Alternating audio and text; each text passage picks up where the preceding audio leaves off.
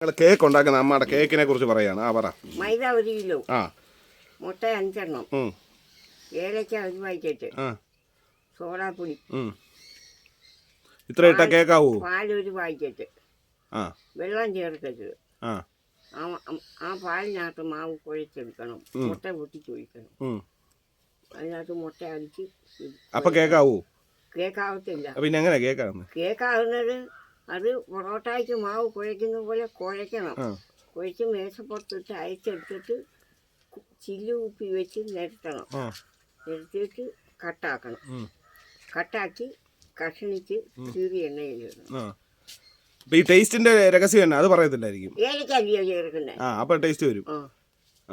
1 കിലോയ്ക്ക് എത്രയാണ്? 30 എന്തുവാ അത് പറയണ്ടമ്മ, കണക്കുമാർ അറിയണ്ട. കണക്കറിഞ്ഞാല് ദൂഷ്യവാ. ഓക്കെ എന്നാ. ഇതാണ് നമ്മുടെ അമ്മയുടെ ജീവനുള്ള കേക്ക്. ഉണ്ടാക്കി വെച്ചോണേ.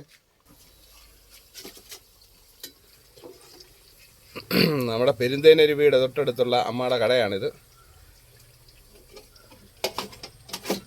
പുള്ളിയും പയ്യെ കൂടും അതിൻ്റെ കൂടെ.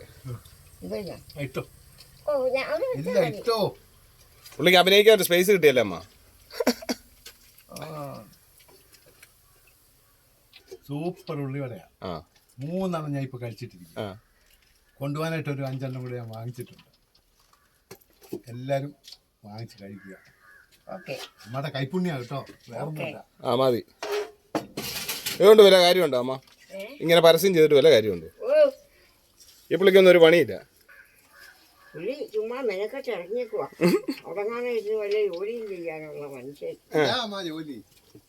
മറുപടി പറ. തിന്നാൻ നേരത്തെ വല്ലതും തിന്ന് പഠിക്കണം. നല്ല ആഹാരം. നല്ല ആഹാരം കഴിച്ചു പഠിക്കണം. ഇതേ അങ്ങനെയൊക്കെ സംഭവിക്കും. ചുമ്മാ ഉള്ള മനുഷ്യൻ തിന്നാൻ വയ്യാത്ത സാമാനമൊക്കെ ഉണ്ടാക്കും. അത് ഓരോരുത്തർ വാങ്ങിച്ചങ്ങ് കഴിക്കും. കഴിച്ച് പിന്നെ തൂറ്റലും ഛർദി